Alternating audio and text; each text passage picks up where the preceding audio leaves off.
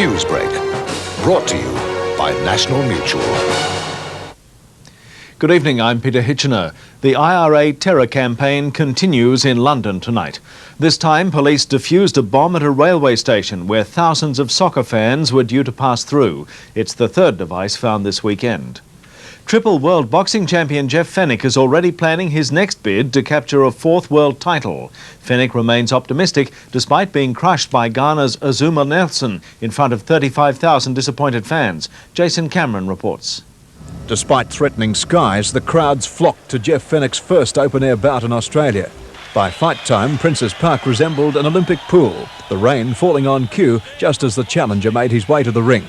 But Fenech's big problem wasn't a leaking roof, it was the man they call the Professor. Two American judges and one from London, England. Good right hand, and Fenech is down! Fenech is down, the count is up to 4! The left and right combination had Fenech confused. In the second round, another blow to the Australian's chances. The referee was left with no option but to give him a standing 8 count. And it was only a matter of time before Azuma drew the curtain on Judgment Day. Because of tight control by promoters, we can only show you these still photographs of the 8th round knockdown. And if I'm in good condition, if I'm in this condition, nobody can beat me. But 20 minutes later, Fenech was ruling out retirement. I'll get my chance again and I'll do what I've got to do. It was a bitter pill to swallow for Australia's triple world champ. Across at Azuma's hotel, Ghanaians celebrated. Soon after, their national hero joined them in the festivities. The 33-year-old was the undisputed champ. And early this evening, Jeff Fenech's closest supporters gathered to offer consolation at a Melbourne nightclub. Jason Cameron, National 9 News. The federal government has rejected claims by Australia's top welfare group ACOS that tax cuts in its economic statement are dangerous and highly unfair. As Peter Harvey reports, Treasurer John Dawkins is optimistic about the economy.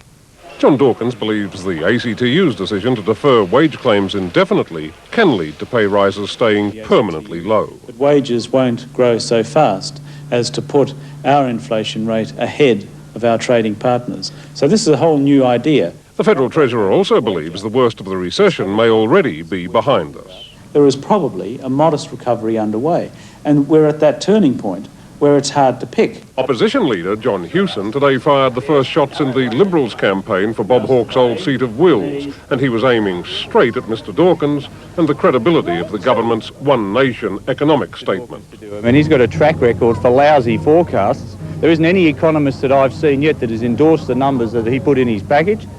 Peter Harvey, CAP. There's 1,000 semi-trailer loads of rubbish less on our streets and public areas tonight, thanks to the efforts of 400,000 community-minded people. All over the country, volunteers from adults to children, and a South American llama took part in the third Clean Up Australia Day.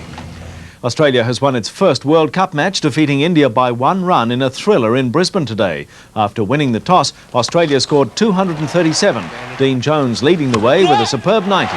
With their target slightly reduced because of rain, the Indians needed 4 runs for victory off the final ball. He's got to go back for the third. Come on, run. They're running. It's they win by 1 run, Australia. In Adelaide, rain robbed England of victory in its match against Pakistan.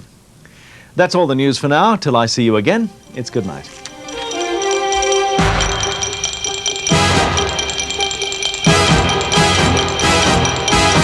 This has been a National 9 News presentation.